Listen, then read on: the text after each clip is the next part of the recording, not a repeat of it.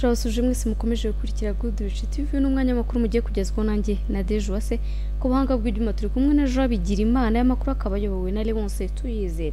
Izi ni zimwe mu ngingo z'ingenzi amakuru yacu ari buze kwibanda.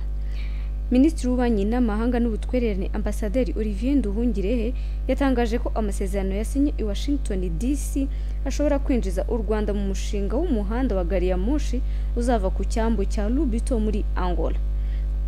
Turaga kandi ko kuri uyu wa gatanu tariki 5 Ukuboza mwaka 2025 ubuyobozi bw'akarere ka Rulindo mu murenge wa Kisaro bwatangaje ko umugabo w'imyaka 52 yishe umugore w'imyaka 40 nawe anywa imiti yica arapfa. Ni mu gihe kandi ubuyobozi buvuga ko bapfuye isambu umugabo yashakaga kugurisha umugore we akabyanga. Muri gahunda twisemenya amateka y'itariki ica mu makuru yacu twabateguriye icyegeranyo kivuga kuri munsi itariki 5 Ukuboza buri mwaka isi yose ihurira mu gikorwa cyo gushima no gutera ishema abakorerana bushake abantu bahisemo gutanga igihe cyabo n'ubushobozi. Turaga kandi mu makuru yo mu mahanga ko muri Kenya Leta Zunze Ubumwe za Amerika na Kenya kuri uyu wa kane basinye amasezerano ya mbere muri gahunda nshya yiswe American First mu rwego rw'ubuzima ku isi. Aya masezerano ateganyijwe ko azakurikizwa n'ibindi bihugu byinshi mu minsi iri imbere.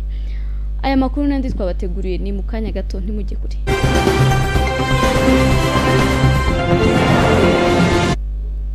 Ikaze mu makuru yacu ku buryo burambuye tugiye kuyahera kuri Minisitiri w'Ububanyi n'Amahanga n'Ubutwererane Ambasaderi Olivier Nduhungirehe yatangaje ko amasezerano yasinyiwe i Washington DC ashobora kwinjiza u Rwanda mu mushinga w'umuhanda wa gari ya moshi uzava ku cyambu cya Lubito muri Angola. Ni inkuru irambuye twateguriwe na mugenzi wacu Aisha Nyiramboniga. Kuri wa gatanu tariki ya 5 Ukuboza 2025 Minisitiri w'Ububanyi n'Amahanga n'Ubutwererane Ambasaderi Olivier Nduhungirehe yatangaje ko amasezerano yasinyiwe Washington DC muri Leta Zunze Ubumwe za Amerika ashobora kwinjiza u Rwanda mu mushinga w'umuhanda wa gari ya moshi uzava ku cyambu cya Lubito muri Angola. Ni nyuma y'aho u Rwanda na Repubulika Iharanira Demokarasi ya Kongo byagiranye amasezerano y'ubufatanye mu bukungu bibifashijwemo na Leta Zunze Ubumwe za Amerika. Aya masezerano kandi ajyanye nayo gusenya umutwe w'iterabwoba wa FDLR, gukuraho ingamba z'ubwirinzi no gucyura impunzi. Minisitiri Nduhungirehe yasobanuye ko amasezerano y'ubukungu arimo ingingo y'ubufatanye mu nzego z'ingenzi zirimo ibikorwa remezo,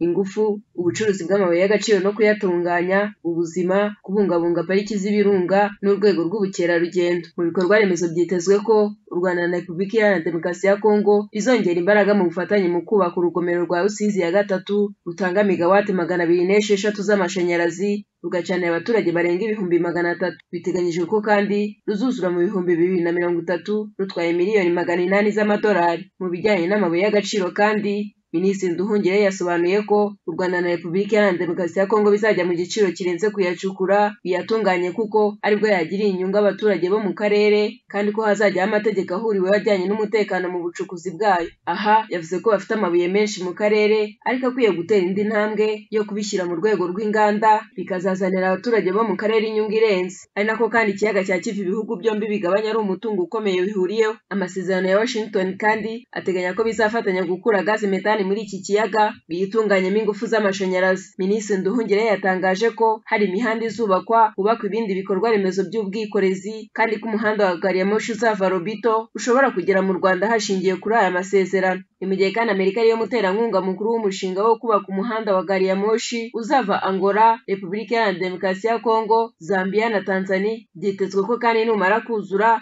abashoramari bazajya bawifashisha mu bwikorezi bw'ibirimo amabuye y'agaciro. Ari nako kandi guverinoma y'u Rwanda ihamya ko ibihugu byombi bifite amahirwe menshi yo kubyaza umusaruro akabifasha kwirinda amakimbirane. Yizera ko habayeho ubufatanye buteganywa n'amasezerano ya Washington akarere kagira amahoro arambye. Aisha Nyiramboniga ba Good Rich TV.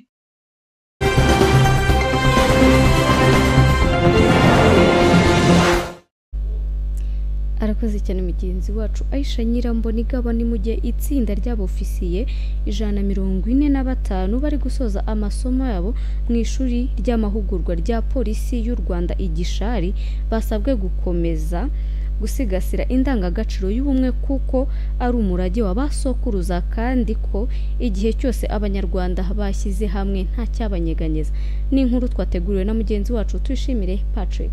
Itsinda ry'abofisiye 145 bari gusoza amasomo yabo mu ishuri ry'amahugurwa rya polisi y'u Rwanda. Iri shuri riherereye Igishari PTS basabwe kandi gukomeza gusigasira indangagaciro y'ubumwe kuko ari nawo murage w'abasokuruza, dore ko kandi igihe cyose ngo abanyarwanda bashize hamwe nta kibanyeganyeza. Ibi ni ibyagarutsweho kuri uyu wa kane Ukuboza umwaka w'2025 ubwo iryo tsinda riri gusoza amasomo agamije kubaha ubumenyi n'ubushobozi bwo kuyobora no gufata ibyemezo bikomeye, ariyo bise Police Tactical Command Courses mu rurimi rw'amahanga. Ubwo iri tsinda ryasuraga igicumbi cy'intwari giherereye Remera mu karere ka Gasabo mu mujyi wa Kigali, bagasobanurirwa amateka y'intwari z'igihugu. Bagaragarijwe ko gusura icyo gicumbi no kuba barahisemo kujya mu nzego z'umutekano ubwabyo nabwo ari ukwiyemeza kuba intwari. Icyo basabwe kandi ni ugukomeza gusigasira umurage w'ubumwe kuko ariyo ndangagaciro ibumbatiye izindi zose. Rwakani Korasi, umuyobozi mu rwego rushinzwe intwari z'igihugu, imidari n'impeta y'ishimwe, na Keno ushinzwe ubushakashatsi abagirwa intwari z'igihugu, abahabwa impeta z'ishimwe no kubungabunga ibicumbi by'intwari z'igihugu, akaba ari nawe babahaye ikiganiro, yagaragaje ko igihe cyose ubumwe iyo bubumbatiwe nta cyanyeganyeza igihugu. Rwaka yagaragaje ko igicumbi cy'intwari ariho hagaragara amateka y'ubutwari bw'abanyarwanda, ariko kandi ababwira ko intwari ari itanga itizigamye. Nyuma y'ibyo biganiro abo banyeshuri kandi bishimiye amasomo bahakuye ndetse kandi banagaragaza ko bazakomeza gushyigikira ubumwe bw'abanyarwanda ndetse kandi banagwanye ivangura iryo ari ryo ryose.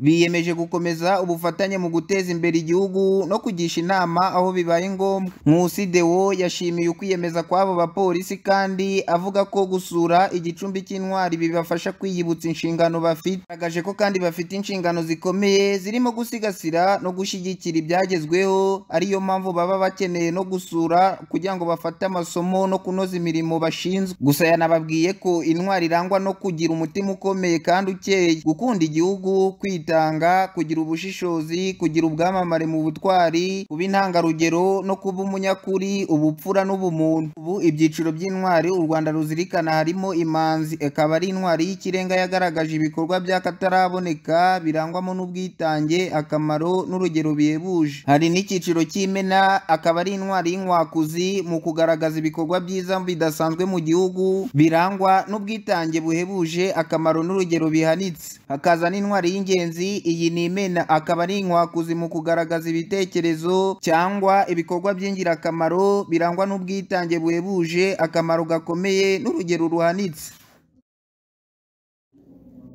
Tuyishimire Patrick, i Kigali.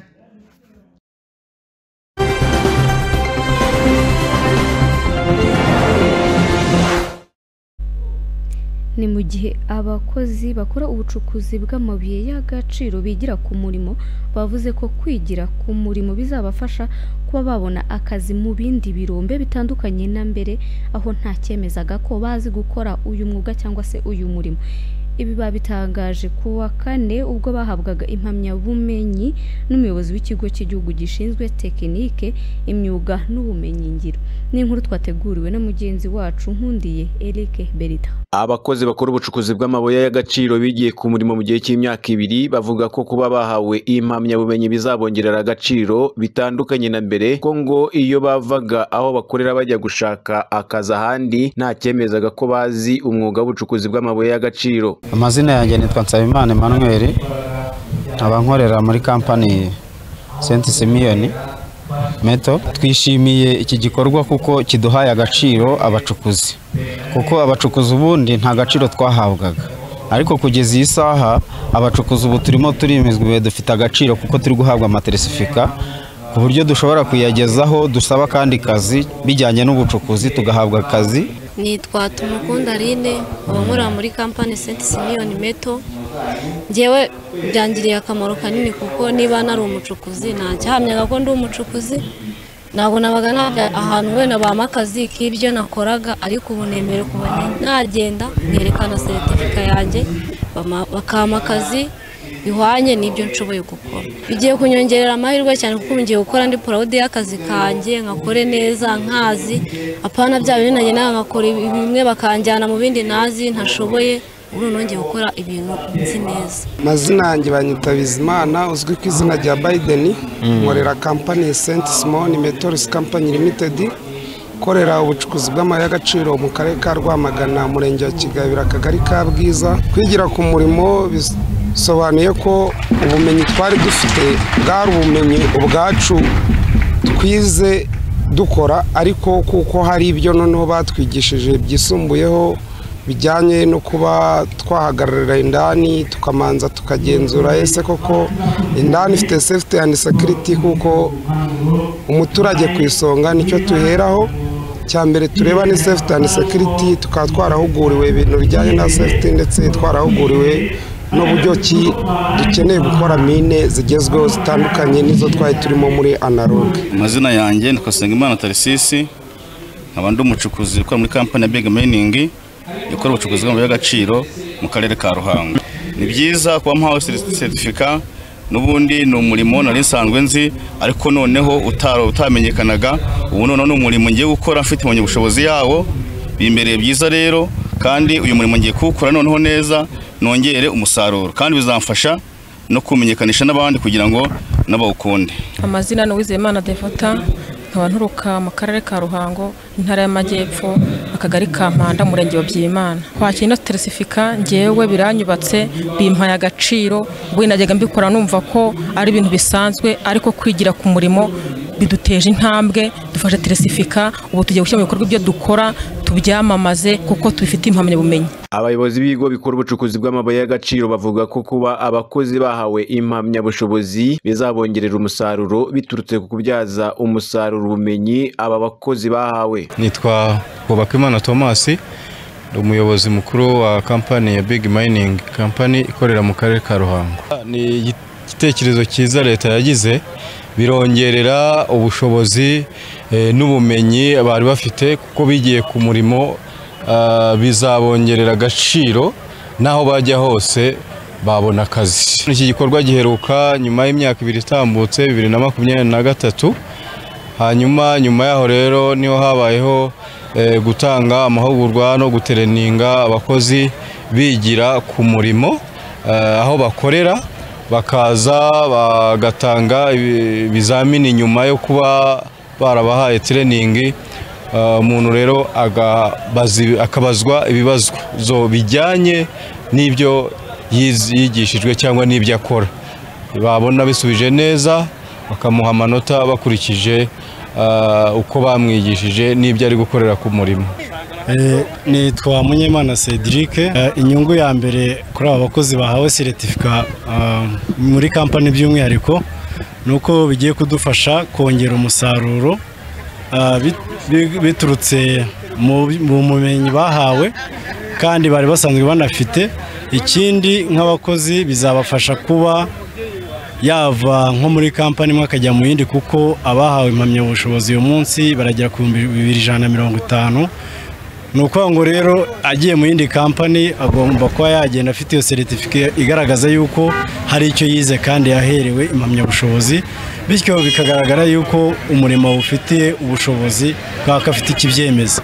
Mbere bwo yabaga yagenda ntabe yahabwa agaciro, ariko bibongereye agaciro ku mwuga wabo bakora. Umuyobozi w'ikigo cy'igihugu gishinzwe tekinike, imyuga n'ubumenyi ngiro Engineer Paul Mukunzi avuga ko kwigira ku murimo ari gahunda yagutse kandi izakomereza no mu zindi nkingi z'ubukungu bw'igihugu.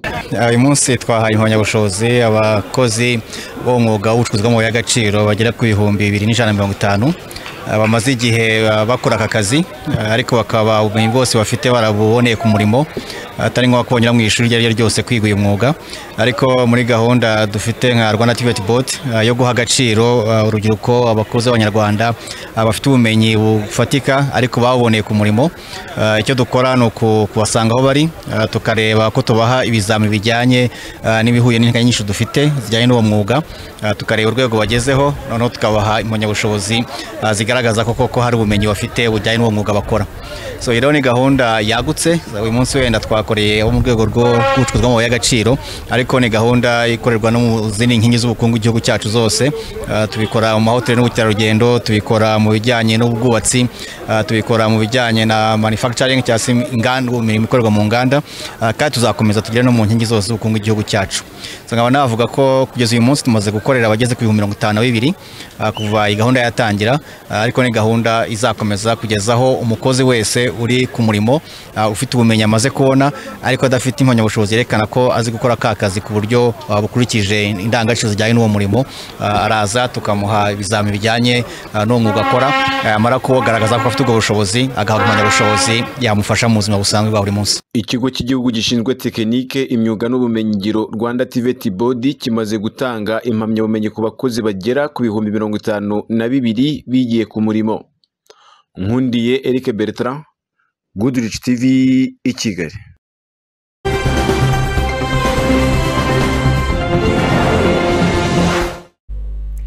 Arakoze cyane Bertrand. Ni mu gihe u Rwanda rwakiriye impunzi z'abanyekongo 526 ziganjemo abana n'abagore bahunze imirwano iri kubera mu gace ka Kamanyola no mu nkengero zaho.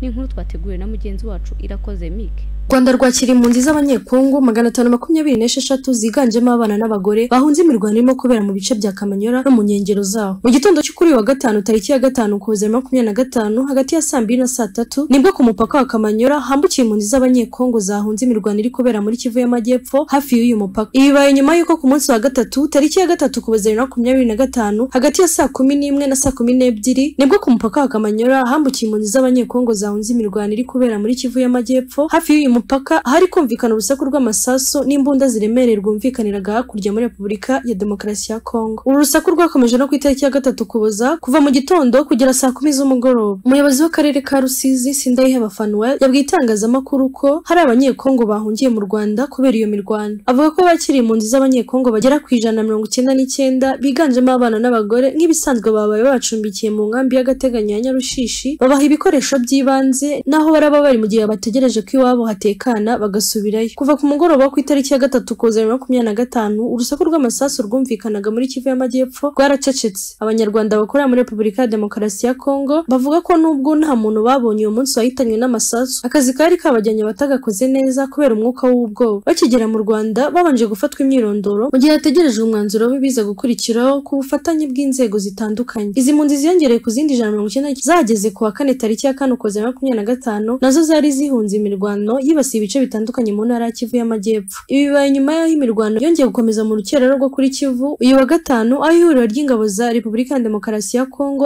FARDC, iz'u Burundi na Wazalendo zagabye ibitero ku bice bigenzurwa na AFC M23 muri centre ya Kotogota iri muri teritwari ya Uvira na Kamanyola muri teritwari ya Walungu mu ntara ya Kivu y'Amajyepfo. Nk'uko bitangazwa na Radio Okapi, Kamanyola yibasiwe n'imirwano ikomeye yari ihanganiye gufata umuhanda w'igihugu wa gatanu uhuza Bukavu na Uvira. Bivuga kandi ko kugeza ku wa 4 hari hamaze gupfa abasivile 7 n'abandi 6 bakomeretse, amasoko n'amashuri arafunze ndetse n'abatarahunga babuza amahwemo. Ubuyobozi bw'akarere ka Rusizi bwatangaje ko bwakiriye impunzi z'abanyekongo 199 ziganjemo abana ndetse n'abagore. Irakoze Mick Good.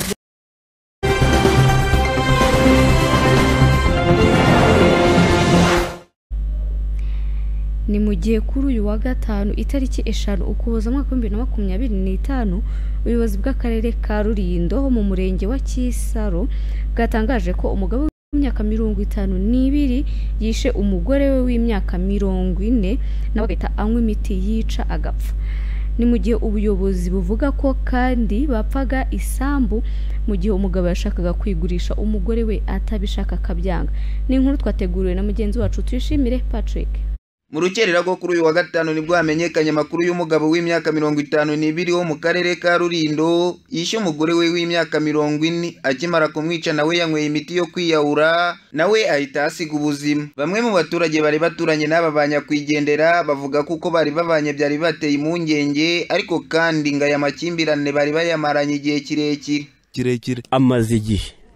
Nuko ari abantu baba bagenda bazinzika, ejo ukabona umuntu bari kugenda yakore kusati wenda reka duhengekereze turebe, ibyabo ni ibintu bya kera bimaze iminsi. N'ejo bundi yakuyemo urugi ahari ku kabari, abaturage numva babiziho, bamujyana ku murenge. Ubwo ari nk'abandi uryo munsi nta ndumva nta n'icyumweru gishije kirya gihe bahita bamufata uwo mugabo kubera ko akora ibintu ubona bimeze nk'ibyo basaze bundi n'inzoga. Byanze bikunze umwe yari burokoke, undi wenda akaba ari muri gereza. Nicyo nako gahinda twe dufite. Nari nsanzwe nyazi buri munsi nta munsi babanaga badakimbirana, ahubwo nubwo ku mugoroba bari gusangira. Ngewe byaneye ikibazo, ngira n'akantu gatore ko se aba bantu bari gusangira nibimeze ute, nireka nigendere. N'icyo gihe akuramo urugi twarahuruye, turahagarara mu muhanda, umugabo aradutukuza, abayobozi baraza bose, abadaso no ku murenge arahagera, baravuga bati mujye imbere tujye ku murenge. Bageze ku murenge ikintu bamubwiye, baramubwiye ngo najye gusubizamo urugi. Turavuga tuti iyo mufata umwanzuro wo kumufunga, uyu mudamu agasigara ari gukora akorera urugo, ati naho ubu ngubu kurusubizamo n'ubundi ejo azongera. Ati kandi n'undi gukuramo urugi yari afite n'inyundo n'umusumari. Cyatunguye abaturanyi baba baturage ba Nyakwigendera, bavuga ko ku munsi w'ejo banatashye kare bitandukanye nuko bari basanzwe bataha. Ubu rero ukuntu ejo banatashye kare bava muri centre, ubu rero bageze hano mu rugo ntibanato, kuko iyo batongana abana bari bahari baba babyumvise. Umugore ari mu cyumba, umugabo ari muri salo. Byumvikane ko umugabo yabanje kwica umugore, nawe nyuma akiyahura kuko impande ye bahasanze iriya nzoga kariya kantu bita gasesi, icyuma, hari n'agacupa ka roketi. Ubwo bishobora kuba ari byo yiyahuje. Batekaga resitora, ndi mu bantu nanabahaga imboga buri munsi, nkajya kubishyuza ku mugoroba. Ubwo ejo nagiyeyo, ndangize kujyayo nsanga umugore n'umugabo bari gusangira nta kibazo bafite. Yewe n'umugore amafaranga yaramfitiye, arambwira ati jya kumereza ibintu ndakoresha mu gitondo. Ngiye kubimuha numva biri kwanga, ndamubwira ntago ndabiguha, nusaka undi muntu ugurira. Ubwo mba ndabimwimye, ndangize nyuma ngeze aho nako ko ari umukiriya wanjye, nireka mbimuhereze. Ndabipanga mbishyimbihaye umwana ngo abijyane, ahageze asanga ngo bazamuce. Mbwira umwana ni bigarure, ubundi arabifata mu gitondo. Mu gitondo mbyukiza umwana ngo ajye kumuha bya bintu, mpita numva inkuru ngo yapfuye n'umugabo we.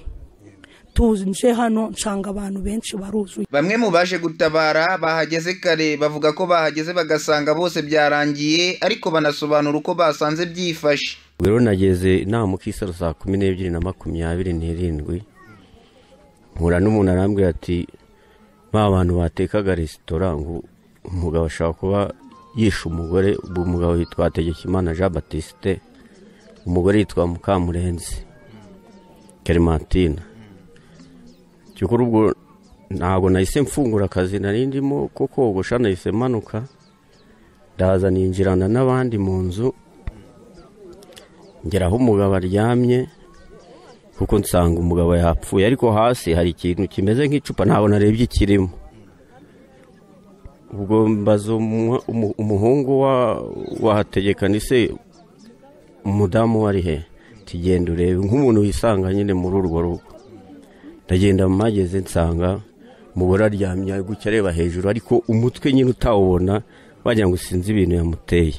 Umutwe nabonye mbese ni amaraso gusa, k'umuntu w'igituku urabona ni amaraso, ntawe wamenya ko ari Mukamurenzi twari tuzi.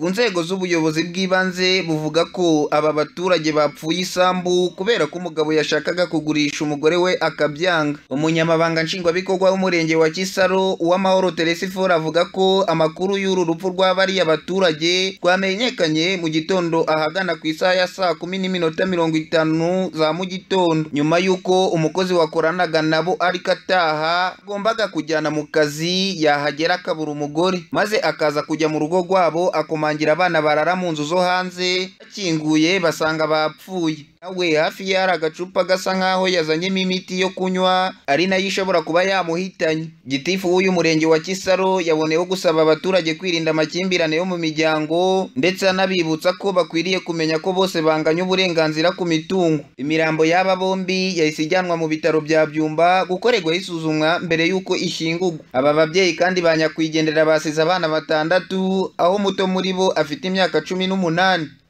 Tuyishimire Patrick mu karere ka Rulindo.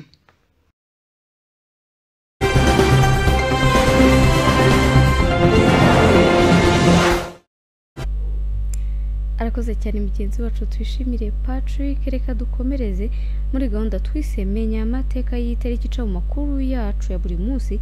Twabateguriye icyegeranyo kivuga kuri uyu munsi itariki 5 Ukuboza, aho isi yose ihurira mu gikorwa cyo gushima no gutera ishema abakoranabushake cyangwa se abitanga, abavolonteri, abantu bahisemo gutanga ibyabo, igihe cyabo, urukundo rwabo kugira ngo bafashe abandi. Kubera iki uno munsi wabayo? Katwumve byinshi na mugenzi wacu Jean Damoho Ndizeye. Uyu munsi w'amateka turi tariki ya 5 Ukuboza mwaka wa 2025. Kuri iyi tariki buri mwaka isi yose ihura mu gikorwa cyo gushima no gutera ishema abakorerabushake, abantu bahisemo gutanga igihe cyabo, ubushobozi bwabo n'urukundo rwabo kugira ngo bafashe abandi. Ni umunsi wahawe izina n'umuryango w'abibumbye mu mwaka w'1985 ugamije kugaragaza ko ibikorwa by'ubwitange ari moteri y'iterambere ry'isi. Mu Rwanda nk'ahandi ku isi, abakorerabushake babaye igicumbi cy'iterambere n'ubumwe, bafasha mu burezi, ubuzima, kurengera ibidukikije ndetse no mu bikorwa by'ubumwe n'ubwiyunge. Uyu munsi mpuzamahanga w'abakorerabushake washyizweho na Loni mu mwaka w'1945 hashingiwe ku ntego yo kwibuka no gushimira uruhare rw'abakorerabushake mu iterambere rirambye. Buri mwaka uyu munsi ufite insanganyamatsiko igamije kwibutsa ko isi idashobora gutera imbere idafite abantu bitanga ku bushake. Kuba umukorerabushake ntibisaba amafaranga menshi, bisaba umutima w'urukundo, ugasaba aho ubona hakenewe ikintu gituma abandi babaho neza. Mu Rwanda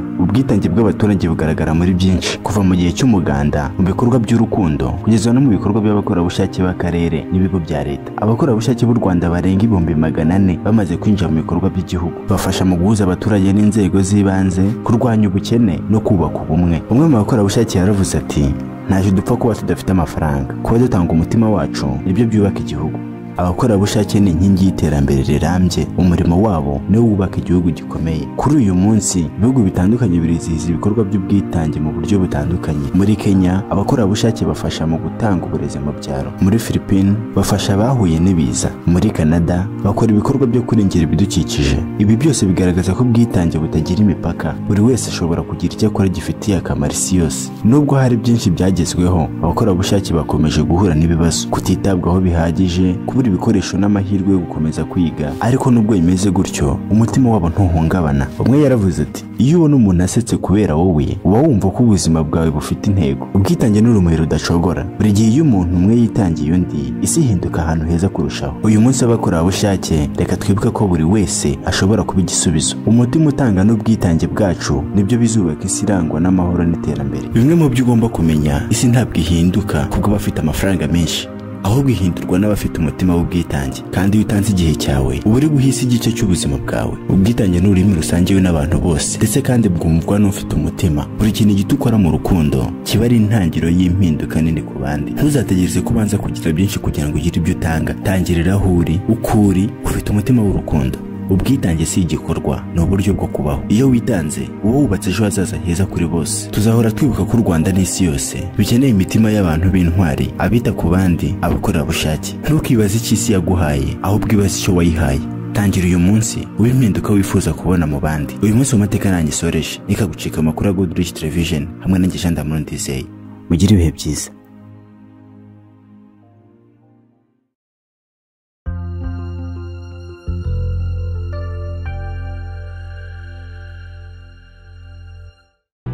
Igisu igisubizo ku bifuza kugira amagara mazima n'abifuza gushora imari muri gym ni Goodrich Life Care.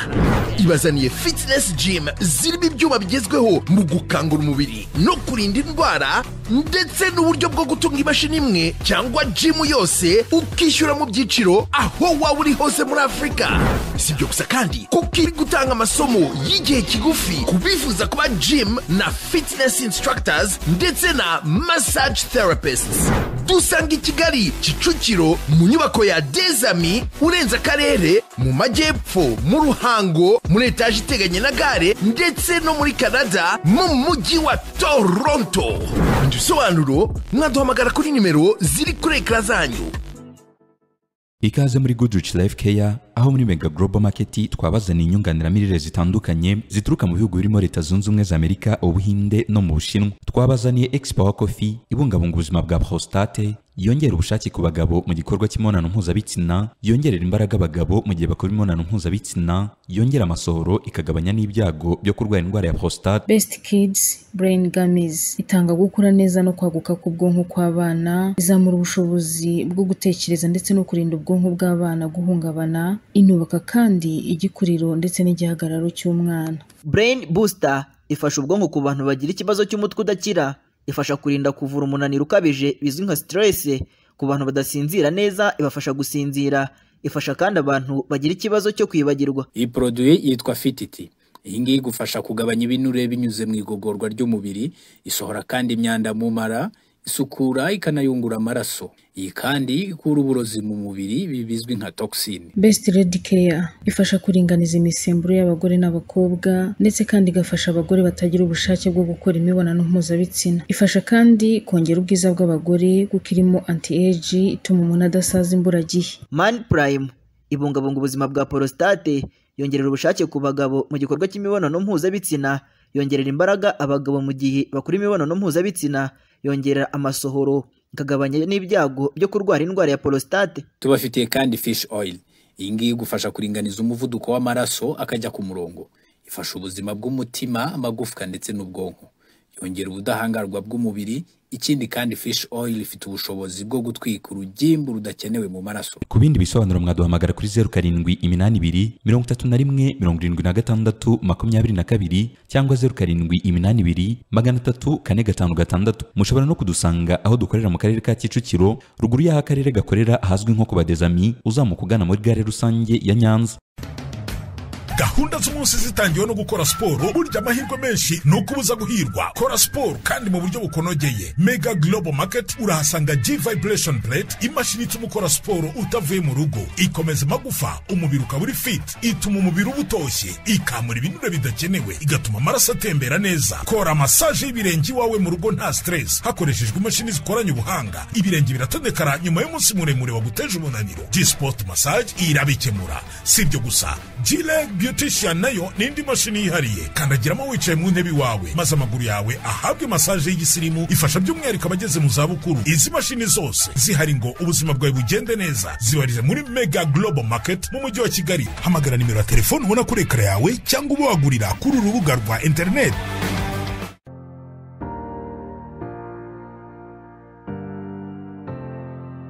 Mega Travel and Tourism Limited igisubizo kubifuza kujya i Burayi, Canada ndetse no muri Amerika. Duhuza abacuruzi n'inganda, abifuza gutembera ndetse n'abifuza gutegura ibitaramo i Burayi, Canada ndetse na Amerika, bo bose turabafasha. Bifuza kwiga ni karibu kuko Mega yamaze guhabwa ibyangombwa byose byo kuba International Student Recruitment Center. Hari short courses, diploma, bachelors, masters ndetse na PhD mu mashami yose mwifuza. Tubafitiye kandi scholarship muri Canada, Europe ndetse no muri USA. Tubafasha gushaka visa zaba iz'igihe gito ndetse n'iz'igihe kirekire. Tubafasha kandi kubona amatike y'indege ndetse n'amahoteli. Tubafasha kubona akazi n'ibyangombwa byo gukorera i Burayi ndetse no muri Canada. Mutugane tubafashe gukabya inzozi zanyu. Dukorera mu mujyi wa Kigali mu karere ka Kicukiro, haruguru y'ibiro by'akarere ahazwi nko ku Badezami. Ku bindi bisobanuro waduhamagara kuri nimero yacu ngendanwa 0788 83 622. Wanadusura kandi ku rubuga rwacu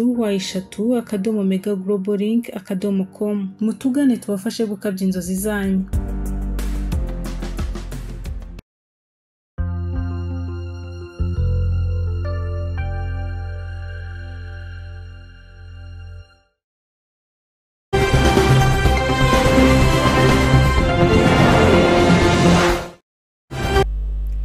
Goodrich TV gikomeje gukurikira, reka dukomereze mu makuru avugwa mu mahanga aho muri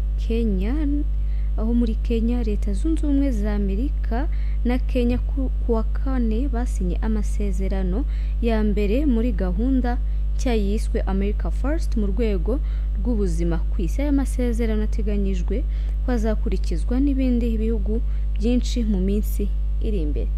Ni inkuru twateguriwe n'izindi nkuru zivugwa mu mahanga na mugenzi wacu Leonce Tuyizere. Igikaze mu makuru avugwa mu mahanga tugiye guhera muri Kenya. Leta Zunze Ubumwe za Amerika na Kenya kuwa kane basinye amasezerano ya mbere muri gahunda nshya yiswe America First mu rwego rw'ubuzima ku isi. Ayo masezerano akaba ateganijwe ko azakurikirwa n'ibindi bihugu byinshi mu minsi iri imbere. Ni igice cy'ivugurura gikorwa n'ubuyobozi bwa Donald Trump ku bufasha mpuzamahanga bagamije ko ibihugu bikennye bifata uruhare runini mu kurwanya indwara nka sida, malaria, igituntu ndetse n'izindi zitandukanye mu bihugu byabo. Umunyamabanga wa Leta Zunze Ubumwe za Amerika ushinzwe ububanyi n'amahanga Marco Rubio mu muhango wo gusinya amasezerano i Washington DC akaba yaravuze ko ari ubufatanye nyabwo ubungubu ari bwo buryo bukwiriye bwo gukoresha mu gutanga ubufasha ku isi. Yavuze kandi ko ubufasha nyabwo ari uburebera mu kwigira ndetse no kubaka ubushobozi bw'ibihugu byo kwigenga mu gihe kiri imbere. Aya masezerano y'imyaka 5 afite agaciro ka miliyari 2.5 z'amadolari Leta Zunze Ubumwe za Amerika asimbura amasezerano menshi adahuye yari ayobowe n'ikigo cya USAID cyakuweho. Aya masezerano mashya kandi akaba ateganya ko inkunga ya Leta Zunze Ubumwe za Amerika izavanwa ku matsinda yigenga igashyirwa mu maboko ya Leta ya Kenya, bikanatuma Kenya igenda yitangira inshingano z'abakozi mu rwego rw'ubuzima bari basanzwe bahembwa na Leta Zunze Ubumwe za Amerika. Kenya nayo yemeye kandi ko izongera ingengo y'imari ishinzwe ubuzima ku kigo cya miliyoni zirenga 450 z'amadolari Leta Zunze Ubumwe za Amerika mu gihe cy'imyaka igera kuri 5. Perezida wa Kenya Dr. William Ruto akaba yavuze ko aya masezerano agaragaza ukwiyemeza gusangira ingamba zigamije kubaka urwego rw'ubuzima rukomeye kandi rurambye. Abategetsi ba Amerika bakaba bavuga ko ibihugu byo ku mugabane wa Afurika nabyo bizasinya amasezerano nk'aya mu minsi iri imbere, ariko Nigeria na Afurika y'Epfo ntibirimo kuko ntabwo biri ku rutonde kubera ibibazo bya politiki hagati yabyo ndetse na Leta Zunze Ubumwe za Amerika. Ni mu gihe gusesa ikigo cya USAID nk'urwego rwigenga byateje impaka zikomeye mu banyamuryango b'inzego mpuzamahanga zita ku buzima, byatumye byinshi mu bihugu biri mu nzira y'amajyambere ari gahunda z'ubuzima zihagarikwa zirimo izirebana n'ubuzima bw'ababyeyi n'abana, imirire n'ibikorwa byo kurwanya sida. Amakuru avugwa mu mahanga reka tuyakomereze muri Venezuela. Leta Zunze Ubumwe za Amerika izakomeza kohereza indege kubirukanwe basubizwa muri Venezuela nubwo Perezida wa Leta Zunze Ubumwe za Amerika Donald Trump aherutse gutangaza ko ikirere cya Venezuela kigomba kuba gifatwa nk'igifunzwe. Guverinoma ya Perezida Nicolas Maduro ikaba yatangaje ko ingendo zigera kuri 2 buri cyumweru zizajya zikomeza gukorwa nyuma y'uko Amerika ibisabye mu buryo bweruye. Ibi bikaba bisubitse ibyari byaratangajwe ku wa gatandatu na Leta ya Venezuela yavugaga ko ubutegetsi bw'abimukira muri Amerika bwari bwarahagaritse izo ngendo ku giti cyabwo. Icyifuzo cyo guhaguruka ndetse no kugwa cyatanzwe ku wa mbere n'isosiyete ya Eastern Airlines ikorera muri Leta Zunze Ubumwe za Amerika, kikaba cyarasabaga ko habaho uruhushya rwo kugwa i Caracas ku wa gatatu. Ni mu gihe icyo cyifuzo cyashyizwe ahagaragara ku wa kabiri na Minisiteri y'Ububanyi n'Amahanga ya Venezuela. Abanyavenezuela bamaze igihe basubizwa mu gihugu cyabo muri uyu mwaka nyuma y'uko Perezida wa Venezuela Nicolas Maduro uyu nguyu ahangayikishije Perezida wa Leta Zunze Ubumwe za Amerika kubera ko Perezida Trump yari yahinduye politiki ye yo kuba ngatakwakira abaturage bari bamaze kwirukanwa muri Leta Zunze Ubumwe za Amerika. Abimukira bahora bagera ku kibuga cy'indege cya Caracas baturutse muri Amerika bakoresha indege ya kompanyi yatoranijwe n'ubutegetsi bwa Amerika cyangwa se kompanyi ya Leta ya Venezuela. Kugeza ubu abarenga 13 bakaba bamaze kuba basubizwa mu gihugu cyabo muri uyu mwaka bakoresheje izo ndege zidasanzwe. Amakuru avuga mu mahanga reka tuyasoreze muri Ukraine. Minisitiri w'Ububanyi n'Amahanga w'Ubutaliyani Anthony Tajani yatangaje ko igihugu cye kitazigera cyemera umugambi w'ibihugu bibarizwa muri OTAN wo kuba bagurira Ukraine intwaro muri Amerika kugira ngo zibe zayifashisha mu gukomeza guhangana n'Uburusiya. Ibi yabitangaje nyuma y'aho ibihugu bibarizwa mu muryango w'ubumwe bw'Uburayi byo byashyizeho ingamba zo gutera inkunga Ukraine ndetse no kugurira intwaro muri Leta Zunze Ubumwe za Amerika. Minisitiri Tajani akaba yavuze ko iki cyemezo kitaba ari cyiza mu gihe ibiganiro by'amahoro birimbanije. Tajani yavuze ko nta zindi ntwaro zikenewe mu mezi ari imbere mu gihugu cyabo ngo zibe zakwerekeza muri Ukraine. Bavuga ko ibingibi bitari byiza kuko bitatuma intambara ihagarara. Nubwo Ubutaliyani ari kimwe mu bihugu byagiye bigaragaza ko byiteguye kujya muri gahunda y'ibihugu byo muri OTAN yo gufasha Ukraine, ubu ngubu bwahinduye imvugo. Ubutaliyani nicyo gihugu cya mbere cy'Uburayi kigaragaje impungenge z'uko Ukraine idakwiriye kongera guhabwa intwaro mu gihe ibiganiro byo guhagarika intambara bigikomeje.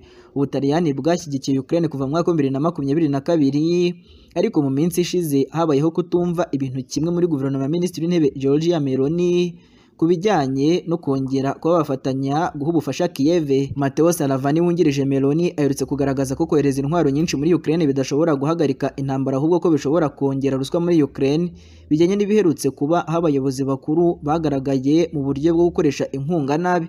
Ibindi bihugu byo muri EU nka Espagne, Portugal na Hongria nabyo byanze gutanga izindi ntwaro muri uyu mwaka. Bivuga ko bahangayikishijwe n'uko intwaro nyinshi zishobora gukomeza intambara kandi zigahenda. Leonce Tuyizere, Goodrich TV.